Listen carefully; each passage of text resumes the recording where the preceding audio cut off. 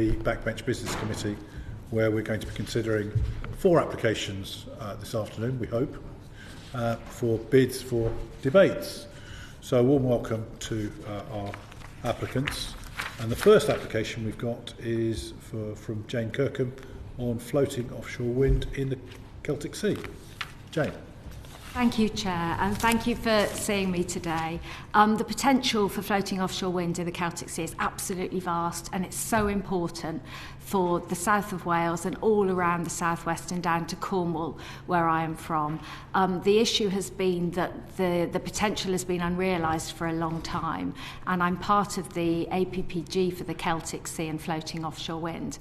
And there are a couple of things to do with ports and the Ports Fund and contracts for difference and things that we really think would help to get this off the ground. I have a lot of support for this debate. There are a number of people from around the region who would really love to come and discuss it, and we've also met with industry and the local authorities, and we have a lot of supportive stakeholders as well. We really think that a debate of this nature could help propel the start of this industry that would really benefit Cornwall and all the surrounding region. So we're very keen to be able to make those arguments to the Minister. The Minister is very supportive and aware, but there are a number of things that we would like to highlight that they possibly could do to help. So that's why we want to have the debate. Okay, thank you. And your debate is for a Westminster Hall debate on a Thursday? Thursday. Okay, thank you. Anything you want to add to the... I'm Perrin Moon. I'm the MP for Camborne and Redruth, the neighbouring constituencies. So I just wanted to add my weight to what my colleague has just said. Unlocking the potential of the Celtic Sea is absolutely critical to create good quality jobs in an area of very high levels of deprivation, as well as being a key driver towards the UK's objective of achieving net zero by 2030. We've got an opportunity for next Thursday, not this coming Thursday, but the following Thursday, the 12th of December in Westminster Hall. If you're offered it, would you be able to take it?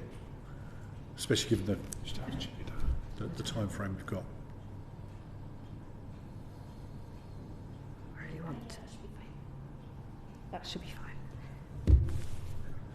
Any other questions from colleagues? Everyone happy? Right, well, thank you very much for your application.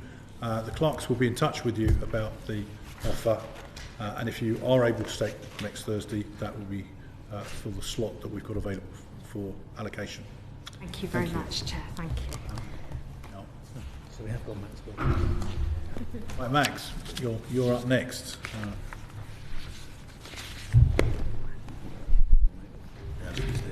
Right. Yeah, well, that's his first come first. Yeah, first come first. Right, Max, your application is for a debate on Old Oak Common, the impact on rail services to the West and Wales. Please thank you, Chair, and thank you, members of the committee. I very much appreciate the chance to make the case for a debate.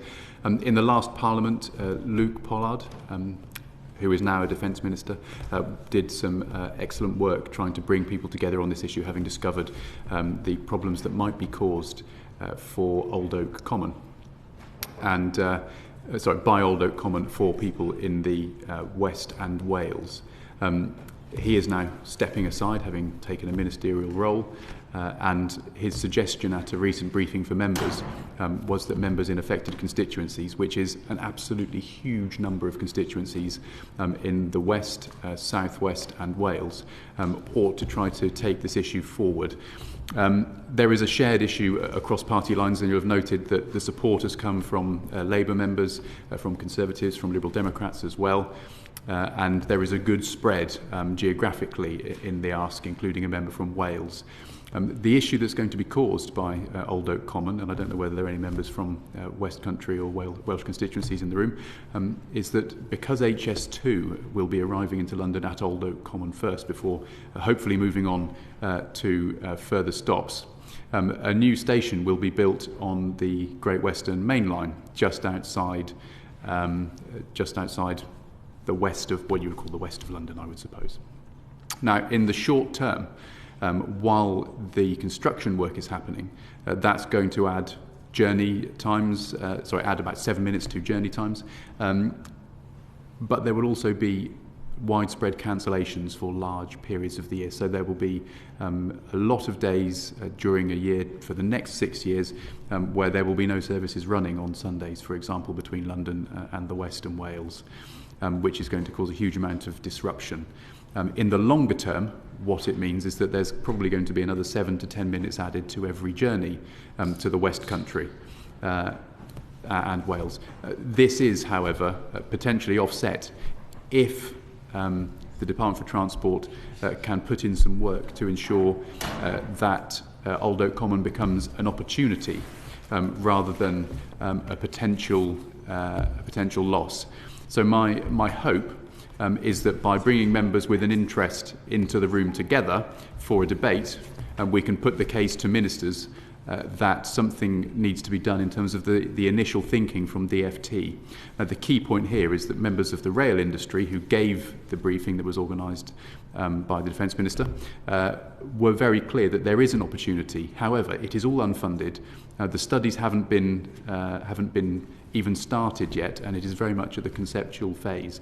And for that to get to the stage where we know how much it's going to cost, we know what we're asking for, and we know that it's actually going to be an opportunity rather than something that causes more problems, we have to have those discussions. And I think the right format is for that to happen in a debate in Parliament, where each constituency which will be affected by it has an opportunity for their Member of Parliament to say, here's what we need to happen. Here's going to be the impact on my constituency for the next few years, and in the long term, here's the potential opportunity. And given that this is going to affect every Member of Parliament in Berkshire, in Oxfordshire, in Gloucestershire, probably in parts of Worcestershire and Herefordshire as well, in South Wales, in Mid Wales, in Somerset, in parts of Dorset, in Devon and all of Cornwall. This really is something that has a huge amount of interest and will gather pace in terms of that interest over the next few months and years, because the closures on Sundays and over Christmas periods are starting now. And there's been almost no public debate about it, save for a very good question that was asked by the member for Exeter East and Exmouth at PMQs last week. And the more that we can do to, I think, find consensus among members, the better the opportunity will be to actually realise those opportunities, rather than just kind of hoping for the best.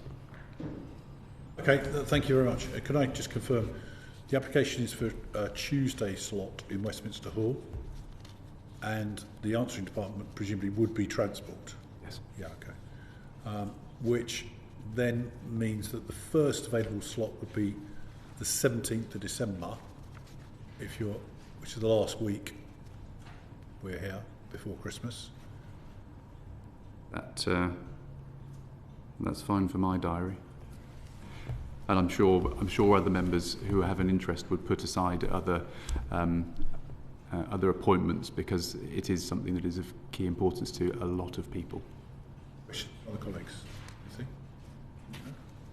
Just a quick one from me. It's a bit of a technicality, but there broadly needs to be an equal number of MPs from the government side and opposition MPs as well. At the moment, there's 3 Labour out of the 11 or 12 I think you've got at the moment. So would you be confident of being able to get a couple more Labour speakers? Because the other thing to also say, and you mentioned about people moving their diaries, everyone who signs up here really needs to be attending the debate as well. So it's not just signing to say the debate should happen. It's essentially a commitment that they will come and speak at the debate as well, if that makes sense. I understand entirely, and I will commit to getting that number of people and hopefully more. Clearly, there is a spread there. I did open it up to as many people as possible, and I would hope that when other people see that this is being debated, that some momentum will be found. Given the scale of the impact and the number of constituencies that's going to be affected, I would be surprised if we only ended up with that number of members able to attend. The only thing I was going to add on that, Chair, and again, I do this every time and I don't want to put a spanner in the works, but the way you've described this is a very serious issue. I wonder whether are you satisfied with the Westminster Hall debate, or would you prefer to get more members and actually look at a chamber debate, or are you thinking let's just get a debate before Christmas? What's your thinking on that, really? I think the discussion needs to start as soon as possible, and I would see this as the start in public, albeit the member for Exmouth and Exeter East did ask that very good PMQ.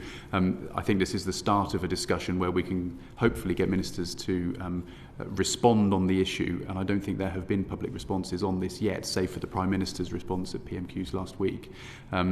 If we can get to a stage where this is the start of the discussion, this is not going to be the end. We're not going to have one debate on this. It is going to be something that is going to probably consume an awful lot of constituency time for backbenchers, but also I would hope it would command a lot of time for ministers from the Department for Transport as well in due course. Also, I'm relatively new here, as many people are, and I managed to get a number of people to sign up, and the form guided me. Actually, it was a very good form, and I would commend the work, whoever put it in, to guide new members on how to actually navigate this process, which was reassuring. Okay, all right. Well, thank you very much. The clerks will be in touch with you about potential arrangements subsequently. Obviously, the committee will decide the allocation at the conclusion of the meeting. Thank you, Chair. Thank you. Next up is Sharon Houghton. Thank you. Thank you. Okay, Sharon, you've got an application for increasing the provision of auditory verbal therapy in the UK. Yes, please present your case. Thank you, Chair. I'm passing around a briefing document that I can leave with you, so I don't have to cover all of the points, but I'll try and make a good case to you today, if I may. So thank you for having me along. So the debate would be to allow MPs to speak to the benefits of auditory verbal therapy for deaf babies and children in the UK. Now, I wasn't aware of this therapy. I don't know if some of you are, and the difference it can make to deaf people, especially if you start when they're babies and children. There was a parliamentary reception just a few weeks ago. It might be 6 weeks ago at most, and there was well over 100 MPs went along, and a dozen of us signed up to put in for the debate. And I apologise, I was the only one who was able to come along today. We did invite others, but I think there's lots of them are wanting to speak in the debate. From cross-party, Labour, Liberal Democrats, SNP, Ulster Unionist, Independents and Conservatives did come along on the day, so I would be able to get Conservatives as well to come along to the debate. So I saw for myself, and why I feel so passionately about this, that on the day there was young people who were obviously, I learned, deaf, but from talking to them you would not have known that these young people were deaf. There was no outward sign. I think, they might have had hearing aids, but they sounded like any non-deaf person sounds. And you and I know, we're probably older than some people in this room, normally when you speak to a deaf person, you can tell they have a particular sound. These young people did not have that. How that happens is obviously what the magic in this therapy is. So they not only learn to speak in a way where they sound like everybody else, but they then are able to access the full curriculum and go on to have a full education and then a full life thereafter. So they are just, able to just make that transition with that disability. It does not become a barrier anymore. So what I was shocked, and why I'm so passionate about this, because I did a private members bill that got through quite a number of years ago, 2008, I think it was, 7-8, Special Educational Needs Information Act. And it was all about sort of wanting to get more information for campaigners to be able to campaign for access and better education for children with special educational needs. My interest was my son, who was severely dyslexic. But what came out when that information then was published, and I need to sort of revisit it since the change of government and make sure it's getting published again, because it sort of died a death and got buried. But the most interesting information that got published was outcomes, life outcomes, educational outcomes for deaf children. And the societies for, that campaign for deaf children had never had access to that information.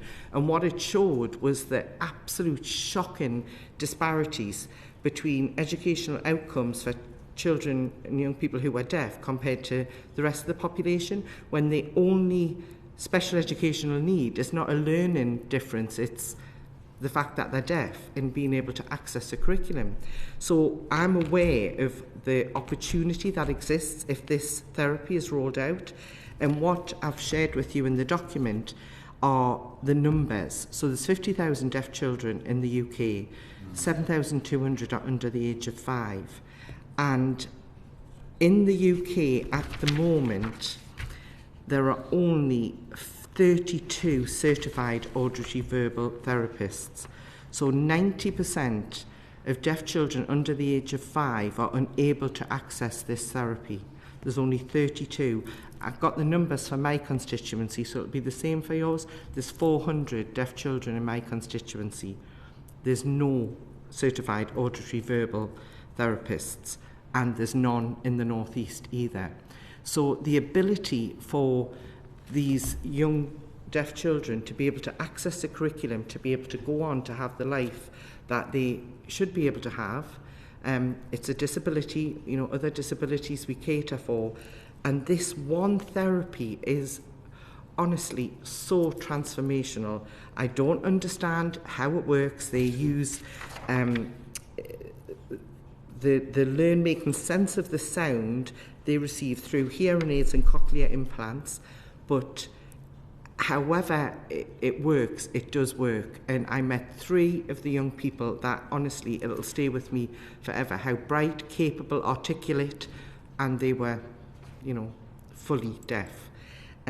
So if we can basically, raise the awareness of this, because I'm sure there's so many other people out there don't know about this, so many MPs who don't. Lots went along to the reception. I'm sure they would all, the charity is doing amazing work. They would lobby, help us make sure we got a full debate.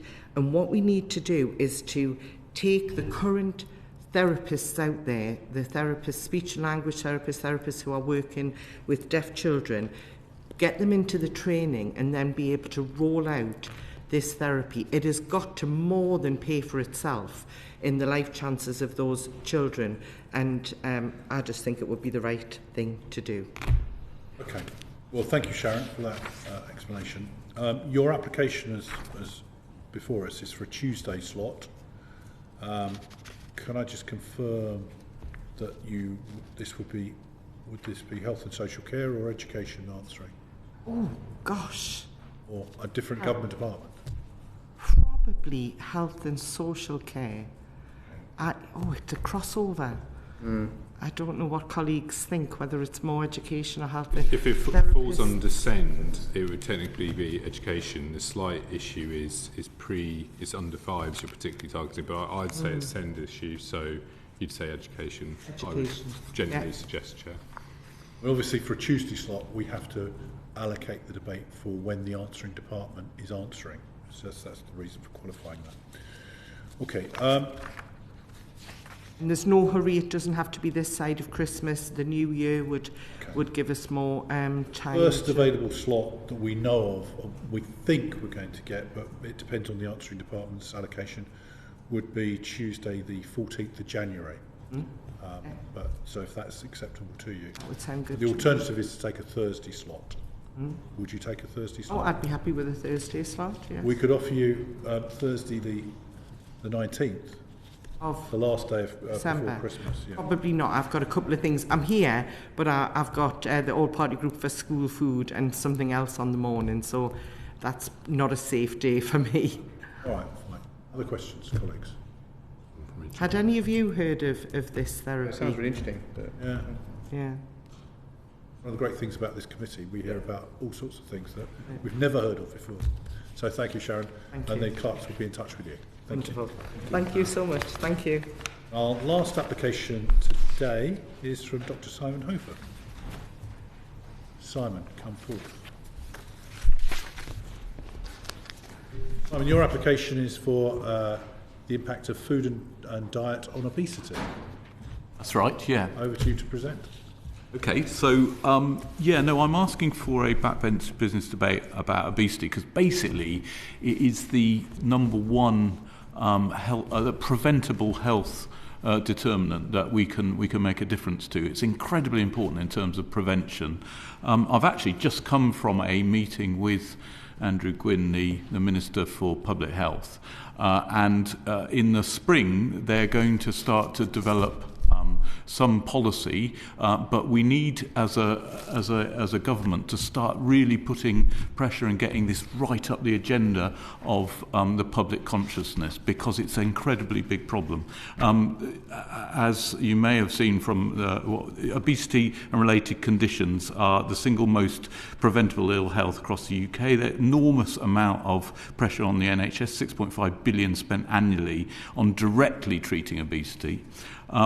And it's also a major drag on the economy. About half the people who are out of work due to health reasons are clinically obese. So there's a huge cost to that. And it's also something that over the years a government has been toying with but never really got dug into it. And I think it's time now that we really must do that. And I think the purpose of this debate is to really up the awareness of this in the general population, and I think a backbench debate is perfect for that.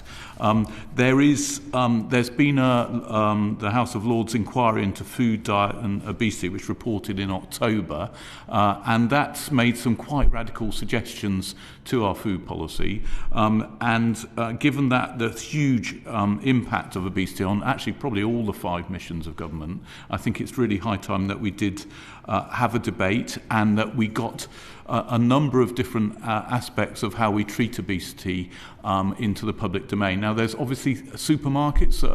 It's incredibly important that they reformulate food so they're less fattening, less salt, less sugar.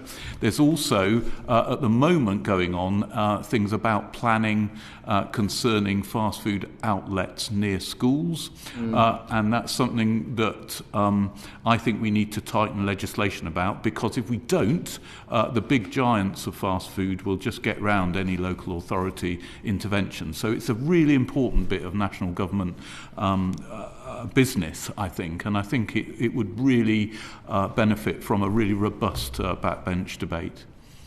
Okay, thank you. So your application is for a chamber debate. At the moment, our position on the chamber is it's full till after Christmas. So the first available slot for you would be Thursday, the 9th of January. 9th of January. Would that be the alternative to that? If you opted for a Westminster Hall debate, then you could have Thursday, the 19th of December. I think that the 9th of January is better for obesity, because you don't really want to go on about obesity just before Christmas. We go whereas after Christmas. Just after Christmas is perfect timing, I think. So, and it will. I think we hopefully will garner some headlines and make sure that people start thinking about it in a robust way. So, yeah, I'm very happy with that. Okay, right. Thank you. Questions, please. I did message you about this. Try and get some more Conservatives on board. Yeah, it looks a little bit Tory-like, but other than that, you've got a lot of support. I think it's a really good idea, but reach out to them, because I'm sure they'd be concerned about it as well. Yeah, trouble is I don't know many Tories at the moment, but I know a few, and I shall get onto them. So this is a great way of learning. So. Yeah, it is, isn't it? I'll go up to them. Okay, yeah, no, I absolutely take that, Will, and yeah, we've got one Conservative who actually appeared on the food programme with actually Afra Brenda. So, but I'm sure there's many of them are very keen to debate this and have some great ideas as well. So, yeah, okay, that's certainly important. Good. So it's 9th of January. Yes. Okay, that's fantastic. Thank you very much. Everyone happy? Yes? Yeah. Well, thank you very much. Okay, thank you. That concludes our full business, and we will now go into closed session to consider the allocation of debates and debating time. Order, order.